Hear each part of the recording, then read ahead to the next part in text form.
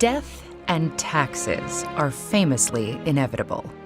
But what about decomposition? As anyone who's seen a mummy knows, ancient Egyptians went to a lot of trouble to evade decomposition. So, how successful were they? Living cells constantly renew themselves.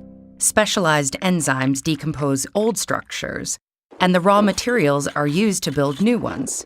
But what happens when someone dies? Their dead cells are no longer able to renew themselves, but the enzymes keep breaking everything down. So anyone looking to preserve a body needed to get ahead of those enzymes before the tissues began to rot. Neurons die quickly, so brains were a lost cause to ancient Egyptian mummifiers, which is why, according to Greek historian Herodotus, they started the process by hammering a spike into the skull, mashing up the brain, flushing it out the nose, and pouring tree resins into the skull to prevent further decomposition. Brains may decay first, but decaying guts are much worse. The liver, stomach, and intestines contain digestive enzymes and bacteria, which, upon death, start eating the corpse from the inside. So the priests removed the lungs and abdominal organs first.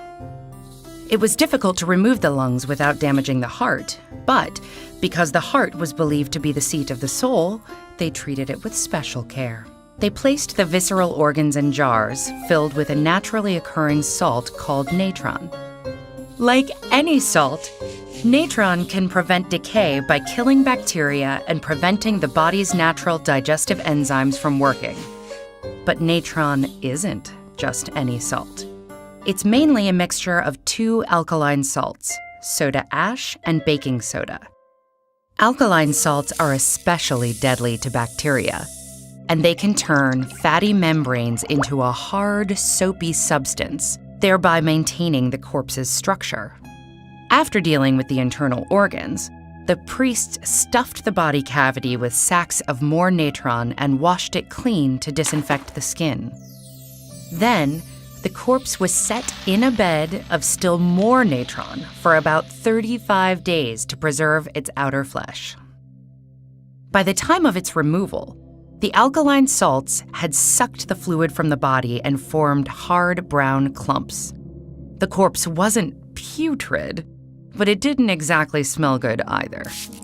So priests poured tree resin over the body to seal it, massaged it with a waxy mixture that included cedar oil, and then wrapped it in linen. Finally, they placed the mummy in a series of nested coffins, and sometimes even a stone sarcophagus. So how successful were the ancient Egyptians at evading decay? On one hand, mummies are definitely not intact human bodies. Their brains have been mashed up and flushed out. Their organs have been removed and salted like salami, and about half of their remaining body mass has been drained away. Still, what remains is amazingly well preserved. Even after thousands of years, scientists can perform autopsies on mummies to determine their causes of death, and possibly even isolate DNA samples. This has given us new information. For example, it seems that air pollution was a serious problem in ancient Egypt, probably because of indoor fires used to bake bread. Cardiovascular disease was also common, as was tuberculosis.